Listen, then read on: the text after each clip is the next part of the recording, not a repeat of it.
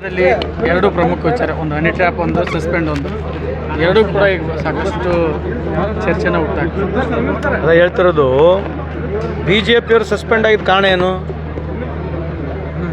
ಇದಕ್ಕೇನು ಕಾರಣ ಏನು? ಹನಿ ಟ್ರ್ಯಾಪ್ಗೋಸ್ಕರ ಹೋರಾಟ ಮಾಡ್ತಿದ್ರು. ಎಲ್ಲಿ? ಅಸೆಂಬ್ಲಿಯಲ್ಲಿ. ಎದಕ್ಕೋಸ್ಕರ? Honey trap. ಬಿ ಜೆ ಪಿಯವರು ಹನಿ ಟ್ರ್ಯಾಪ್ಗೋಸ್ಕರ ಹೋರಾಟ ಮಾಡಿ ಸಸ್ಪೆಂಡ್ ಆಗಿದ್ದಾರೆ, ಬೇರೆ ಯಾವ ವಿಷಯಕ್ಕಲ್ಲ. ಎದಕ್ಕೋಸ್ಕರ ಸಸ್ಪೆಂಡ್ ಆಗಿದ್ದಾರೆ? ಹನಿ ಟ್ರ್ಯಾಪಿನ ವಿಷಯನ ಪ್ರಮುಖವಾಗಿ ತಗೊಳ್ಳಿ ಅಂತೇಳಿ ಸರ್ಕಾರ ಸ್ಪಷ್ಟೀಕರಣ ಕೊಟ್ಟಿತ್ತು. ಹನಿ ಟ್ರ್ಯಾಪ್ ವಿಷಯದಲ್ಲಿ ಉನ್ನತ ತಂಡವನ್ನು ರಚನೆ ಮಾಡ್ತೀವಿ, ಅದ್ರ ಬಗ್ಗೆ ಎನ್ಕ್ವೈರಿ ಮಾಡ್ತೀವಿ ಅಂತ ಹೇಳಿದರು. ಯಾರು? ಮುಖ್ಯಮಂತ್ರಿನೂ ಹೇಳಿದರು, ಹೋಮ್ ಮಿನಿಸ್ಟ್ರು ಹೇಳಿದರು. ಅದಾದಮೇಲೆ ಇನ್ನು ಏನು ಮಾತಾಡ್ಬೋದು ಹೇಳ್ರಿ? ಹನಿ ಟ್ರ್ಯಾಪ್ ಬಗ್ಗೆ ಏನು ಮಾತಾಡ್ಬೋದು? ಅವರಿಗೆ ಮುಖ್ಯಮಂತ್ರಿಯವರ ಉತ್ತರಕ್ಕೆ ಇಂಟ್ರೆಸ್ಟ್ ಇರಲಿಲ್ಲ. ಯಾವಾಗಲೂ ಪ್ರತಿ ಬಡ್ಜೆಟ್ನಲ್ಲಿ ಯಾವಾಗ ಮುಖ್ಯಮಂತ್ರಿ ಉತ್ತರ ಕೊಡಬೇಕಂತಾರೆ, ರಿಪ್ಲೈ ಕೊಡಬೇಕಂತಾರೆ, ಅವಾಗೊಂದು ಕಾರಣ ಬೇಕು. ಕಾರಣ ಸಿಗ್ತೇನೋದಕ್ಕೆ ಹನಿ ಟ್ರ್ಯಾಪು. ಹನಿ ಟ್ರ್ಯಾಪ್ ಬಗ್ಗೆ ಹೋರಾಟ ಮಾಡಿ ಸಸ್ಪೆಂಡ್ ಆಗಿರ್ತಕ್ಕಂಥದ್ದು ಇದು ಎಷ್ಟು ಸರಿ ಅಂತ ನೀವು ಅರ್ಥ ಮಾಡ್ಕೊಳ್ಳಿ. ನೀವು ಕೇಳಿ, ಸರ್ ನೀವು ಹನಿ ಟ್ರ್ಯಾಪ್ ಬಗ್ಗೆ ಹೋರಾಟ ಮಾಡಿ ಯಾಕೆ ಸಸ್ಪೆಂಡ್ ಆಗಿದ್ದಾರೆ ನೀವು ಕೇಳಿರಿ, ಅವ್ರು ಹೇಳ್ತಾರೆ. ಆಯ್ತು ರೀ, ಸಿ ಬಿ ಐ ಡಿಮ್ಯಾಂಡ್ ಮಾಡು ಅಂತ ಕೇಳಬೇಕು. ಅಂಥದ್ದು ಏನು ಕೂಗಾಡಿ ಮಾಡಿ ಪೇಪರ್ ಹರಿದು ಎಸ್ತಿ ಸ್ಪೀಕರ್ ಹತ್ರ ಗಲಾಟೆ ಮಾಡ್ತಕ್ಕಂಥ ಅವಶ್ಯಕತೆ ಇದೆಯಾ? ಇದಕ್ಕಿಂತ ಬೇರೆ ಯಾವ ಇಶ್ಯೂಗಳಿರಲಿಲ್ಲ. ರೈತರ ಇಶ್ಯೂ ಇರಲಿಲ್ಲ, ಕುಡಿಯೋ ನೀರಿನ ವಿಷಯದ ಮುಖ್ಯಮಂತ್ರಿಗಳು ರಿಪ್ಲೈ ಕೊಡ್ಬೇಕು ತಾನು. ಅಷ್ಟೆಲ್ಲ ಮಾತನಾಡಿದ್ರಲ್ಲ ಎಲ್ಲರೂ. ಸಮರ್ಪಕವಾಗಿ ಸ್ಪೀಕರ್ ಅವರು 10 ತಾಸು 12 ತಾಸುವರೆಗೆ ಅಸೆಂಬ್ಲಿ ನಡೆಸಿದ್ದಾರೆ. ಪ್ರತಿಯೊಬ್ಬರು ಶಾಸಕರಿಗೆ ಮಾತಾಡೋಕ್ಕೆ ಅವಕಾಶ ಮಾಡಿಕೊಟ್ಟಿದ್ದಾರೆ. ಅದು ಸರ್ಕಾರ ನೋಟಿಂಗ್ ಮಾಡಿ ಮಾನ್ಯ ಮುಖ್ಯಮಂತ್ರಿಯವರು ಉತ್ತರ ಕೊಡಬೇಕು. ಉತ್ತರ ಕೊಡೋಕ್ಕಿಂತ ಮುಂಚೆ ಇಂಥ ಒಂದೇನೋ ನಾಟಕ ಮಾಡ್ಕೊಂಡು ಹನಿ ಟ್ರ್ಯಾಪ್ ಎಲ್ಲರಾಗಿದ್ದಾರೆ ಅಂತ ಹೇಳಿದ್ದಾರೆ. ಅದಕ್ಕೆ ತನಿಖೆ ಆಗುತ್ತೆ. ಏನು ಅವಸರನೇ ಐತಿ ಇವ್ರಿಗೆ ಹನಿ ಟ್ರ್ಯಾಪ್ ಬಗ್ಗೆ? ಅಂದರೆ ಪ್ರಚಾರ ಗಿಡಿಸ್ಕೋಬೇಕು, ಟಿ ವಿಯಾಗಿ ಬರಬೇಕು, ಮಾಧ್ಯಮದ ತೋರಿಸ್ಬೇಕು, ಅದು ಬಿಟ್ಟರೆ ಬೇರೆ ಏನಿದೆ ಈಗ ಆಗಿರ್ತಕ್ಕಂಥ ಏನು? What is the achieved? Ultimately what is their achievement? ಈಗ ಪ್ರಶ್ನೆ ಮಾಡಿದ್ದು ತಮ್ಮ ಸಚಿವರೇ ರಾಜಣ್ಣ ಅವರು, ಅವ್ರ ಮಗನೂ ಕೂಡ ಹೇಳಿದ್ದಾರೆ ವಂಚೆ ಹಾಕಿ ಪ್ಲ್ಯಾನ್ ಮಾಡಿದ್ದಾರೆ ಅಂತ. ಸೊ ಹೀಗಾಗಿ ನ್ಯಾಯ ದೊರಕಿಸ್ಕೊಡ್ಬೋದು ಅಲ್ರಿ. ನ್ಯಾಯ ಅಸೆಂಬ್ಲಿಯಲ್ಲಿ ದೊರಕಿಸ್ಕೊಡ್ಬಿಡ್ಬೋದಾ? ಏನಪ್ಪ ನೀವು ಕೇಳಿದ ಪ್ರಶ್ನೆಗೆ ಉತ್ತರ ಕೊಟ್ಟು ಮತ್ತು ಅದಕ್ಕೆ ಇನ್ನೇನು ಹೇಳ್ಬೇಕು ಹೇಳಪ್ಪ. ಈಗ ಒಬ್ಬ ನೀವೇ ಮುಖ್ಯಮಂತ್ರಿ ತನಿಖೆ ನಡೆಸ್ತೀನಿ ಅಂತ ಹೇಳಿದ್ಮೇಲೆ ಅಲ್ಲೇ ಏನಾರು ಉತ್ತರ ಕೊಟ್ಬಿಡ್ಬೋದಾ? ಹೇಳ್ರಿ, ಅರ್ಥ ಮಾಡ್ಕೋಬೇಕಿದ್ರೆ ರಾಜಕೀಯ ಇದೆ. ಆಮೇಲೆ ದಯಮಾಡಿ ನೀವು ಹನಿ ಟ್ರ್ಯಾಪ್ ಅಂತಕ್ಕಂಥ ಪದನ ಕಮ್ಮಿ ಬಳಸಿದರೆ ಎಲ್ಲೋ ಒಂದು ಜಾಗದಾಗ ರಾಜ್ಯ ಜನಕ್ಕೆ ಸ್ವಲ್ಪ ಅನುಕೂಲ ಆಗುತ್ತೆ ಅಂತ ನನ್ನ ವೈಯಕ್ತಿಕ ಅಭಿಪ್ರಾಯ. ಎಷ್ಟಲ್ಲಿ ಆಗ ಹನಿ ಟ್ರ್ಯಾಪ್ ಇದು ಒಂದು ಈ ವ್ಯವಸ್ಥೆ ಬಗ್ಗೆ, ಇದಿರ್ತಕ್ಕಂಥ ವ್ಯವಸ್ಥೆಯಲ್ಲಿ ನಮಗೆ ನಾಚಿಕೆಗೇಡಾಗಿದೆ. ಇದ್ರ ಬಗ್ಗೆ ನಾನು ಏನು ಸಮರ್ಥನೆ ಮಾಡ್ಕೊಳ್ತಿಲ್ಲ, ವಿಷಾದನೂ ವ್ಯಕ್ತಪಡಿಸ್ತೀನಿ. ಈ ಅಂಥದ್ದು ವ್ಯವಸ್ಥೆಯಲ್ಲಿ ನಾವಿದ್ದೀವಿ. ಬೇರೆ ದೇಶಗಳು, ಬೇರೆ ಪ್ರಪಂಚದಲ್ಲಿ ಹಲವಾರು ದೇಶಗಳು ಬೇರೆ ಬಗ್ಗೆ ಮಾತನಾಡ್ತದೆ. ಮೊನ್ನೆ ತಾನು ಹೇಳಿದೆ, ಜಪಾನ್ ಅಂತಕ್ಕಂಥ ದೇಶ ಎಕ್ಸ್ಟ್ರಾ ಟ್ರ್ಯಾಕ್ ಬಗ್ಗೆ ಮಾತನಾಡ್ತಿದೆ.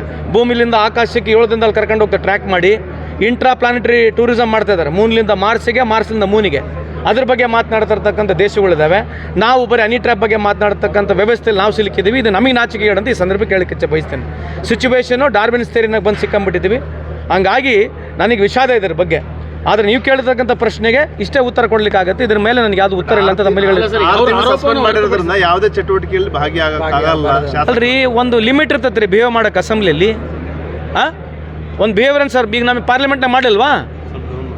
ಪಾರ್ಲಿಮೆಂಟ್ನಲ್ಲಿ ನಮಗೆ ಹೊರವಸಲಿಲ್ವಾ? ಇದಕ್ಕೋಸ್ಕರ ಪಾರ್ಲಿಮೆಂಟ್ನಲ್ಲಿ ನಾವೇ ವಿಷಯಕ್ಕೆ ಹೋರಾಟ ಮಾಡ್ತಿದ್ವಿ. ಪಾರ್ಲಿಮೆಂಟ್ನಲ್ಲಿ ನಾವು ವಿಷಯ ಹೋರಾಟ ಮಾಡಿದ್ದು ಯಾವುದು, ಇದು ಯಾವ ವಿಷಯ ಹೋರಾಟ ಮಾಡ್ತಾರೆ ನೀವು ಯೋಚನೆ ಮಾಡಿ ನೋಡಿರಿ. ಇದೇನು ಸಾರ್ವಜನಿಕರಿಗೆ ಭಾಳ ಅನುಕೂಲ ಆಗ್ತಕ್ಕಂಥ ಕೆಲಸ ಥರ ಮಾಡಿಬಿಟ್ರು. ಏನೋ ಸಾರ್ವಜನಿಕರಿಗೆ ಭಾಳ ಅನಾನುಕೂಲ ಆಗಿಬಿಟ್ಟಿದೆ, ಅನ್ಯಾಯ ಆಗಿದೆ ಅಂತ ಹೋರಾಟ ಮಾಡಕತ್ತಾರೆ. ಅದು ಹೇಳಿರ್ತಕ್ಕಂಥ ನಮ್ಮ ಸರ್ಕಾರನೇ, ನಮ್ಮ ಸಚಿವರನ್ನೇ ಹೇಳಿದ್ದಾರೆ. ಇವರೇನು ಅದ್ರ ಬಗ್ಗೆ ಮಾತನಾಡಿದಾರಾ? ನಾವೇ ನಮ್ಮ ಸಚಿವರು ಬಂದು ಪ್ರಸ್ತಾವನೆ ಸಲ್ಲಿಸಿರ್ತಕ್ಕಂಥದ್ದು ಅಸೆಂಬ್ಲಿಯಲ್ಲಿ. ಅದ್ರ ಬಗ್ಗೆ ಸಮರ್ಪಕವಾಗಿ ಸರ್ಕಾರ ಮಾಡುತ್ತೆ ಅಂತ ಹೇಳಿದಾದ್ಮೇಲೆ ದೂರು ದಾಖಲೆ ಮಾಡಿಲ್ಲ ಸರ್ ಸಚಿವರು. ಒತ್ತಡ ಆಯ್ತಾ ಸರ್?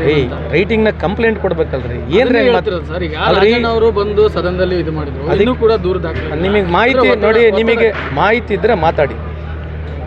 ಈಗ ಸಚಿವರು ಹೇಳಿದ್ಮೇಲೆ ಸುಮೋಟವಾಗಿ ಗೌರ್ಮೆಂಟ್ ಮಾಡ್ತದೆ ಅಂತ ಹೇಳಿದ್ದಾರೆ. ನೀವು ಈ ಥರ ಸುಮ್ಮನೆ ಯಾಕೆ ಹಿಂಗೆ ಬೇರೆ ವಿಚಾರಗಳನ್ನ ಯಾಕೆ ಮಾತನಾಡ್ತೀರಿ ಮೈ ಡಿಯರ್ ಬ್ರದರ್?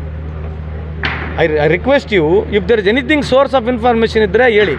ಸದನದಾಗ ಹೇಳಿದ್ಮೇಲೆ ಮತ್ತು ಸರ್ಕಾರ ಕ್ರಮ ತೊಗೊಳುತ್ತೆ ಅಂತ ಹೇಳಿದ್ಮೇಲೆ, ಉನ್ನತ ಸಮಿತಿ ಕಾನ್ಸ್ಟಿಟ್ಯೂಟ್ ಮಾಡ್ತೀವಿ ಅಂತ ಹೇಳಿದ್ಮೇಲೆ ಇನ್ನೇನಿದೆ? ಸುಮೋಟೋಗಿ ತೊಗೊಂಡಂಗೆ ತಾನೆ ಅಲ್ವಾ?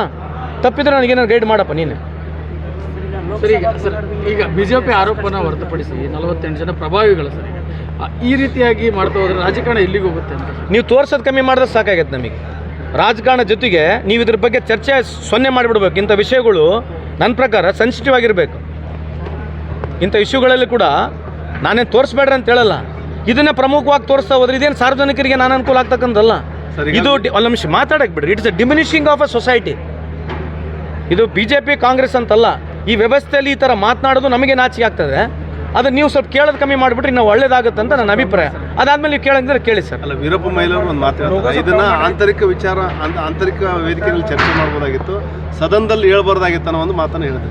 ಅಲ್ರಿ, ನೀವು ಕೇಳಿದ್ದೇನು ಅದು ನಾವಲ್ಲ ಸರ್, ಆಯ್ತು ರೀ. ಇದೇ ವಿಚಾರನ ವೀರಪ್ಪ ಮೊಯ್ಲಿ ಮುಜುಗರ ಆಗ್ತದಂದ್ರಲ್ಲ, ಅಲ್ಲಿ ವೀರಪ್ಪ ಮೊಯ್ಲಿ ಸಾಹೇಬ್ರು ಹೇಳಿರ್ತಕ್ಕಂಥದಕ್ಕೆ ನನ್ನ ಸಹಮತ ಇದೆ.